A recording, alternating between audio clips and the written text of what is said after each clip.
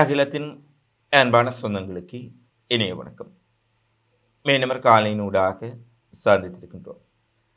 காசாவில் அமைதி வாரியம் அமைப்பது குறித்த அமெரிக்க இஸ்ரேலின் சதித்திட்டம் குறித்து நேற்றைய காணொளியில் விரிவாக பேசியிருந்தோம். இது காசா மக்களுக்கு நன்மை கொடுப்பதை விட காசாவை இஸ்ரேல், அமெரிக்க மற்றும் அவர்களுடைய அடிமைகளின் கட்டுப்பாட்டுக்குள் கொண்டு வரக்கூடிய ஒரு வணிக ஒப்பந்தம் போல ட்ரம்ப் காசாவை கையாளுகின்றார். இது குறித்து பல்வேறுபட்ட விடயங்களை நேற்று பேசியிருந்தோம். அதை உறுதிப்படுத்தும் விதமாக இன்று பல்வேறுபட்ட தகவல்கள் வெளியாக இருக்கின்றன. ஐக்கிய நாடுகள் சபையின் உடைய தலைமை அலுவலகத்தை இடித்து தரைமட்டமாக்கி இருக்கின்றது இஸ்ரேல். ஐரோப்பா, அமெரிக்கா இடையிலான மோதல் அதிகரித்திருக்கின்றது. மிகப்பெரிய அளவிலான பொருளாதார ரீதியிலான நெருக்கடிகள் இந்த உலகம் செல்லப்போகின்றதா என்ற அச்சம் உலக மக்கள் மத்தியில் எழுந்திருக்கும் சூழ்நிலையில் பிராந்தியத்திலும் உலகிலும் என்ன விடயங்கள் எல்லாம் நடைபெற்றுள்ளது என்பது குறித்த பிந்திய நிலவரங்களை இந்த காணொளியில் விரிவாக பார்க்கலாம்.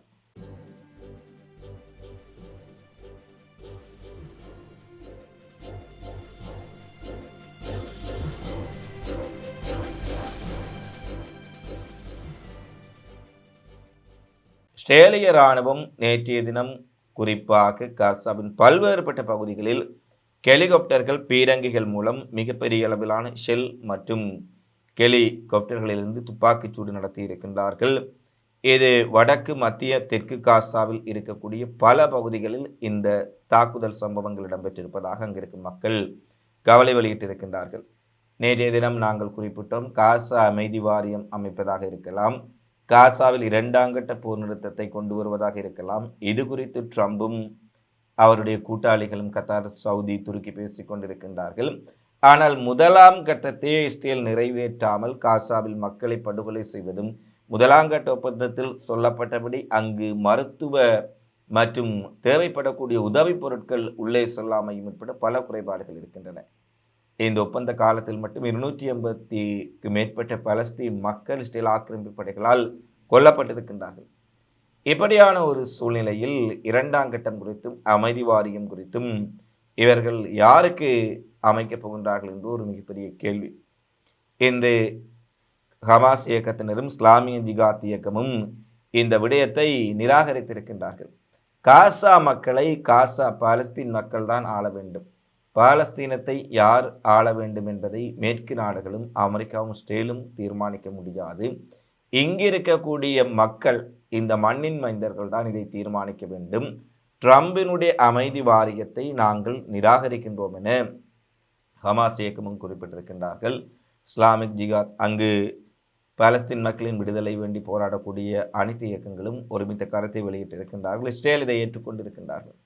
ஏனெனில் இஸ்ரேல் அமெரிக்காவினுடைய ஒரு கூட்டு சதி திட்டம் என்பதை தெளிவாக கூறியிருந்தோம். இந்த நிலையில் தான் நேற்று அமைதி வாரியம் குறித்து பேசுகின்றார்கள். இன்று காசா முழுவதும் துப்பாக்கிச்சூடு, பலர் காயப்படுத்தப்பட்டிருக்கின்றார்கள். ஹெலிகாப்டர்கள் மூலம் மத்திய காசா உள்ள புரட்ச் அகதி முகாம் மிகப்பெரிய அளவில் தாக்கப்பட்டிருக்கின்றது. டெய்ர் பாலா அருகையில் இருக்கக்கூடிய முகாம் மீதும் தாக்குதல்கள் நடைபெற்றிருக்கின்றன. எனவே அமைதி வாரியம் அமைப்பதற்கு முதலில் அங்கிருக்கும் மக்களுக்கு அமைதியை கொண்டு வாருங்கள், அதை விடுத்து வெறும் பேச்சுக்களில் சொல்லப்படும் விடயங்கள் பாலஸ்தீன் மக்களுக்கு எந்த பயனையும் கொடுக்கப் போவதில்லை என்பதுதான் வேதனை தரும் உண்மை. அடுத்து ஒரு மிக கொடூரமான ஒரு விடயத்தை இஸ்ரேல் செய்திருக்கின்றார்கள். ஐக்கிய நாடுகள் சபையின் அலுவலகத்தை இடித்து தள்ளி ஐநா சபையின் கொடியை அகற்றிவிட்டு ஆக்கிரமிப்பு தன்னுடைய கொடியை ஏற்றியிருக்கின்றார்கள். கிழக்கு ஜெருசலேமில் உள்ள ஐக்கிய நாடுகளின் நிவாரண முகமையின் தலைமையகத்தை இஸ்ரேலிய அரசு இடித்து அகற்றும் நடவடிக்கை குறித்து நேற்றைய தினமே தகவல்கள் வெளியாக இருந்தன. கிழக்கு ஜெருசலேமின் ஷேக் ஜார்ஜா பகுதியில் இருக்கக்கூடிய ஐநாவின் பாலஸ்தீன மக்களுக்கு, அதாவது இடம்பெயர்ந்த முகாம்களில் இருக்கும் மக்களுக்கு உணவு, கூடாரங்களை அமைத்துக் கொடுப்பது, கல்வி, மருத்துவ வசதிகளை வழங்கக்கூடிய UNRWA தலைமை அலுவலகத்துக்குள் இஸ்ரேலிய இராணுவத்தினர் புல்டோசர்களுடன் நுழைந்து அங்கிருந்த ஐநா கொடியை அகற்றிவிட்டு அதற்கு பதிலாக இஸ்ரேலிய கொடியை ஏற்றியிருக்கின்றார்கள். அது மட்டுமல்ல, இஸ்ரேலினுடைய பாதுகாப்பு அமைச்சர் பென்கவிர் மேற்பார்வையில் ஐநா சபை கட்டிடம் இடித்து தரைமட்டமாக்கப்பட்டிருக்கின்றது. இது சர்வதேச சட்டங்களையும் ஐநா அமைப்புகளின் பாதுகாப்பையும் மீறும் முன்னேடி இல்லாத தாக்குதல் என அந்த அமைப்பு தெரிவித்திருக்கின்றது. அதான் ஏற்கனவே சொல்லிவிட்டோம். ஐநா என்பது வெறும் கவலையையும் கண்டனையும் தெரிவிப்பதற்கு ஒரு அமைப்பு. இது சாதாரண ஒரு சராசரி மனிதனே விட முடியும். தன்னுடைய சொந்த அலுவலகத்தை இடித்து தரைமட்டமாக்கும் ஸ்ரேலை எதுவும் செய்ய முடியாமல் ஐநா சபை இருக்கின்ற பொழுது இந்த ஐநா சபை உலகிற்கு நீதி வழங்க வேண்டும் என்று நினைக்கக்கூடிய மக்கள் எவ்வளவு முட்டாள்களாக இருப்பார்கள் என்பதைத்தான் வேதனையோடு நினைந்து பார்க்கின்றோம். ஐநா சபையினுடைய கட்டிடம் UNRWனுடைய தலைமையகம் ஆஸ்திரேலிய இராணுவத்தினரால் பகிரங்கமாக இடித்து தரைமட்டமாக்கப்படுகின்றது. ஐநா கொடியை வீசி எறிந்துவிட்டு இஸ்ரேல் ஆக்கிரமிப்பு கொடியை அங்கு நிறுவுகின்றார்கள். டொனால்ட் ட்ரம்பினுடைய நடவடிக்கைகளாக இருக்கலாம், நெதன்யாகுவினுடைய நடவடிக்கைகளாக இருக்கலாம், சர்வதேச சட்டங்களை கிழித்தெறிந்து சர்வதேச ஒழுங்கை முற்றாக சிதைத்து சர்வதேச நீதி என்பதை ஒரு கேலிக்கூத்தாக்கும் வகையில் தான் முழுக்க அமைந்திருக்கின்றன. இதுவரை இந்த மேற்குலக நாடுகள் இஸ்ரேல் அமெரிக்காவினுடைய நடவடிக்கைகளுக்கு தெரிந்தோ தெரியாமலோ ஆதரவை வழங்கி கொண்டிருந்தார்கள். அது இஸ்ரேலுக்காக இருக்கலாம், அமெரிக்காவின் அத்துமுறல்களுக்காக இருக்கலாம். ஆனால் தற்போது தங்களின் கட்டுப்பாட்டில் இருக்கக்கூடிய கிரீன்லாந்து மீது ட்ரம்ப் அடியெடுக்க முனையும் பொழுது அவர்கள் கொந்தளிக்கின்றார்கள்.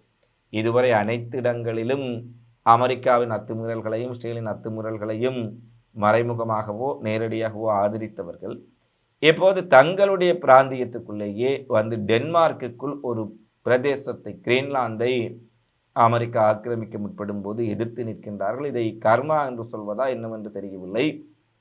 அனைத்து ஆக்கிரமிப்புகளின் போதும் அமெரிக்காவுக்கு ஆதரவாக நீதிக்கு புறம்பாக நின்ற கூட்டம் இன்று அமெரிக்காவுடன் மோதக்கூடிய ஒரு சூழ்நிலை ஏற்பட்டிருக்கின்றது. குறிப்பாக அமெரிக்க மற்றும் ஐரோப்பிய ஒன்றியத்துக்கு இடையிலான மோதல் மிகப்பெரிய அளவில் வெடித்திருக்கின்றது. ஏனெனில் கிரீன்லாந்தை எந்த விதத்திலும் நாங்கள் கையகப்படுத்தியே தீர்வோம் என ட்ரம்ப் திட்டவட்டமாக கூறியிருக்கின்றார்.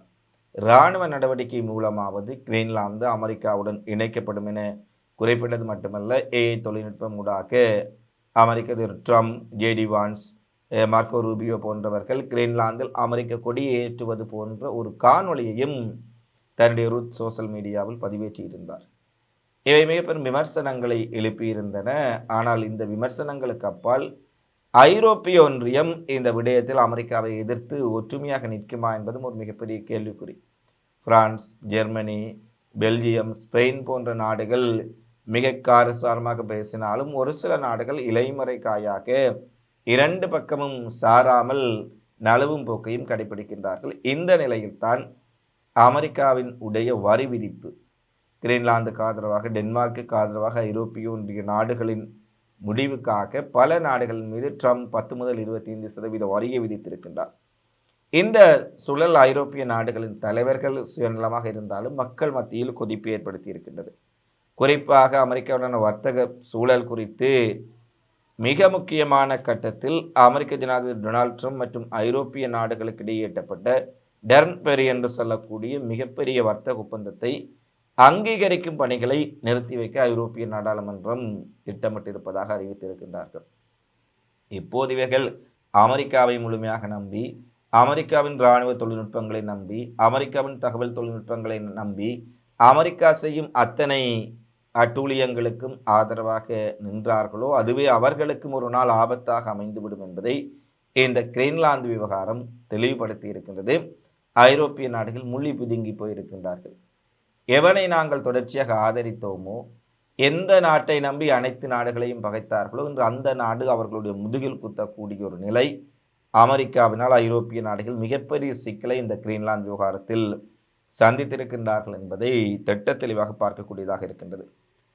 அடுத்து ஈரான் அமெரிக்கா இடையிலான மோதல் நிறுத்தி வைக்கப்பட்ட சூழ்நிலையில் இறுதி நேரத்தில் தாக்குதல்கள் நிறுத்தப்பட்டிருந்தன. ஆனால் தற்போது மீண்டும் ஈரான் அமெரிக்கா இடையில் மிகப்பெரிய போர்மேகம் சூழ்ந்திருப்பதை பார்க்கக்கூடியதாக இருக்கின்றது.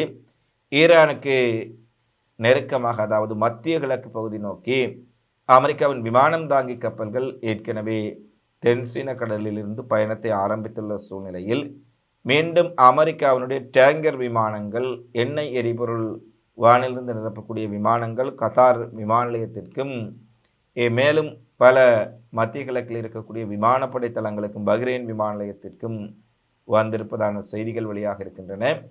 அது மட்டுமல்ல, அமெரிக்காவின் உடைய ஒரு முழு அளவிலான தாக்குதலை ஈரான் மீது நடத்துவதற்கு முழு தயார் நிலை குறித்து இராணுவத்தினருக்கும் ட்ரம்புக்கும் இடையில் ஒரு மிகப்பெரிய ஆலோசனை நடத்தப்பட்டு வந்திருக்கின்றது. அமெரிக்காவின் இந்த ஒரு நடவடிக்கையும் மிகப்பெரிய தாக்கத்தை ஏற்படுத்த வேண்டும் என ட்ரம்ப் இராணுவ அதிகாரிகளுடன் கலந்தாலோசனை செய்திருக்கும் சூழ்நிலையில் ஈரானினுடைய பதிலடியும் இம்முறை மிக கடுமையாக இருக்கும் என்பது பல ஆய்வாளர்களுடைய கருத்தாக இருக்கின்றது. குறிப்பாக ஐஆர்ஜிசியினுடைய இராணுவ தளபதி என்று குறிப்பிடுகின்றார். ஈரானில் ஆட்சி மாற்றத்துக்கு டொனால்ட் ட்ரம்ப் அழைப்பு விடுத்ததை தொடர்ந்து ஈரானினுடைய இறையாண்மையை அமெரிக்கா மீறி இருக்கின்றார்கள். ஈரானில் நடத்தும் கலவரக்காரர்களினுடைய கலவரங்களுக்கு பின்னால் அமெரிக்கா தான் இருக்கின்றார்கள் என்பதை நாங்கள் திட்ட தெளிவாக உணர்கின்றோம். ஈரானின் அதியுச்ச தலைவருக்கு எதிரான ஒரு எந்த அச்சுறுத்தலையும் ஈரான் மக்கள் ஏற்றுக்கொள்ள மாட்டார்கள். அதியுச்ச தலைவரை நோக்கி காட்டப்படும் கைகள் துண்டிக்கப்படும் என்றும் ட்ரம்ப் அயதுல்லா அல் கமேனி மீது வைக்கப்பட்ட குற்றச்சாட்டுக்கள் அனைத்தும் ஈரான் மக்களை அவமானப்படுத்தும் நோக்கில் இருப்பதாக அவர் தெரிவித்திருப்பதுடன் அமெரிக்காவும் இஸ்ரேலும் அவர்களுடைய கூட்டாளிகளும் எம்முறை களத்தில் யாரும் எதிர்பாராத வரலாற்றில் மறக்க முடியாத பதிலடிகளை பெற்றுக்கொள்வார்கள் என்று ஒரு திட்டவட்டமாக தெரிவித்திருக்கின்றார். எனவே ஒருபுறம் அமெரிக்கா மிகப்பெரிய அளவில் தயாராகி வரும் சூழ்நிலையில் மறுபுறம் ஈரானும் அமெரிக்காவின் தாக்குதலை எதிர்பார்த்து காத்திருக்கின்றார்கள். இந்த சூழ்நிலையில் தான் போர் நிலவரங்களை ஆய்வு செய்யக்கூடிய விமான கட்டுப்பாட்டு ஆய்வு மையம் ஒரு அறிவிப்பை வெளியிட்டிருக்கின்றார்கள். கடந்த 48 மணி நேரத்தில், அதாவது 2 நாட்களுக்குள் மட்டும் சீனாவில் இருந்து 16 சரக்கு கார்கோ விமானங்கள் ஈரானுக்குள் சென்று தரையிறங்கியதை உறுதிப்படுத்தி இருக்கின்றார்கள். அதாவது இராணுவ கார்கோ விமானங்கள், இராணுவ கனரக ஆயுதங்கள் மற்றும் பல்வேறுபட்ட இராணுவ தளபாடங்களை கொண்டு செல்லக்கூடிய 16 சரக்கு விமானங்கள் ஈரானுக்குள் தரையிறங்கி இருக்கின்றன. எனவே இம்முறை ஈரானுக்கு சீனாவின் உடைய பல்வேறுபட்ட ஆயுதங்கள் ஈரானுக்கு சென்றிருப்பது உறுதிப்படுத்தப்பட்டிருக்கும் சூழலில் ஒரு முழுமையான போர் ஏற்பட்டால் ஈரானின் ஏவுகணைகள் ஆயுதங்களுக்கு மேலதிகமாக சீன ஆயுதங்களும் முழுமையாக பயன்படுத்தப்படலாம் என்ற செய்திகளும் வெளியாக இருக்கின்றன. சீனாவினுடைய ஆயுதங்கள் இராணுவ விமானங்கள் சென்று வந்தமை உறுதிப்படுத்தப்பட்டிருப்பதால் இது ஈரான் அமெரிக்காவுடன் நின்று விடாமல் ஒரு பரந்த அளவிலான போரை தூண்டலாம் என்றும் எதிர்பார்க்கப்படுகின்றது. அடுத்து உலக வர்த்தக மன்றத்தில் பேசுவதற்காக ட்ரம்ப் புறப்படும் சூழ்நிலையில் சுவிட்சர்லாந்தில் ட்ரம்புக்கு எதிராக ஆயிரக்கணக்கான மக்கள் போராட்டம் நடத்துகின்றார்கள். அமெரிக்க கொடிகளை எதிர்த்து ட்ரம்ப் போன்ற ஒரு சர்வதிகாரி முட்டாள்தனமாக இந்த உலகை பதற்றத்துக்குள்ளாக்கும் ஒருவருக்கு இங்கே வரவேற்கக்கூடாது என்று வேர்ல்டு எக்கனாமிக் ஃபோரம் கூட்ட நடத்திற்கு எதிரில் திரண்டு அமெரிக்காவுக்கு எதிராக மிகப்பெரிய முழக்கங்களை அங்கு இருக்கும் மக்கள் எழுப்பினார்கள். ஆர்ப்பாட்டங்கள் தீவிரமடைந்துள்ள சூழ்நிலையில் ஆர்ப்பாட்டக்காரர்கள் மீது கண்ணீர் புகை குண்டுகளை வீசியும் தண்ணீரை பீச்சியடித்தும் கூட்டத்தை கிளப்பதற்கு சுவிஸ் போலீசார் நடவடிக்கை எடுத்ததாக கூறப்படுகின்றது. இதுவரை இல்லாத அளவுக்கு அமெரிக்காவுக்கு எதிராகவும் ட்ரம்புக்கு எதிராகவும் மிகப்பெரிய அளவிலான ஒரு கோஷங்கள் அங்கு எழுப்பப்பட்டிருப்பது ஐரோப்பா கொஞ்சம் கொஞ்சமாக திரும்பிக் கொண்டிருக்கின்றார்கள், தங்களினுடைய நடவடிக்கைகளை மாற்றிக்கொண்டிருக்கின்றார்கள் என்பதை தெளிவாக பார்க்கக்கூடியதாக இருக்கின்றது. அடுத்து சுவிட்சர்லாந்துக்கு உலக வர்த்தக மன்றத்தில் கலந்து கொள்வதற்காக ட்ரம்ப் சென்ற சூழ்நிலையில் நடுவானில் விமானம் பறந்து கொண்டிருந்த பொழுது அந்த ஏர்ஃபோர்ஸ் 1 விமானத்தில் மின்சார கோளாறு ஏற்பட்டிருக்கின்றது. இதை விமானப்படை கண்டறிந்த பின்னர் அவசரமாக அந்த விமானம் எச்சரிக்கையுடன் கூட்டுத்தளமான ஆண்ட்ரூஸுக்கு திரும்பி தரையிறக்கப்பட்டதுடன் வேறொரு விமானம் மூலம் ஜனாதிபதி ட்ரம்பும் அவருடைய குழுவினரும் சுவிட்சர்லாந்துக்கு அனுப்பப்பட்டிருக்கின்றார்கள். ட்ரம்ப் சென்ற விமானத்தில் கோளாறு ஏற்பட்டிருக்கின்றது என்று சொன்னவுடனேயே மக்களுடைய மனங்களில் என்ன நினைப்பார்கள் என்பதை அனைவரும் அறிந்திருப்பார்கள். ட்ரம்ப் சென்ற விமானத்தில் கோளாறா, ட்ரம்ப் சென்ற விமானத்தில் விபத்தா, அப்படி என்றால் அவ்வளவுதானா என்பதைப் போல அந்த விமான பெரும் விபத்து தவிர்க்கப்பட்ட சூழ்நிலையில் பத்திரமாக தரையிறக்கப்பட்டது என்ற ஒரு செய்தி வெளியாக இருக்கின்றது. ட்ரம்பினுடைய இந்த ஏர்ஃபோர்ஸ் 1 விமானம் திடீரென தரையிறக்கப்பட்டு மாற்று விமானத்தில் ட்ரம்ப் அனுப்பி வைக்கப்பட்டமை மிகப்பெரிய பரபரப்பை அமெரிக்காவிலும் உலகரங்கிலும் கேள்விகளை ஏற்படுத்தியிருந்தது. பின்னர் ட்ரம்ப் பாதுகாப்பாக சுவிட்சர்லாந்தை நோக்கி பயணித்திருக்கின்றார் என்ற செய்திகளும் தற்போது வெளியாக இருக்கின்றன. இவைதான் இன்றைய நாளில் வெளியான மிக முக்கியமான செய்திகளாக நிகழ்வுகளாக பதிவாக இருக்கின்றன.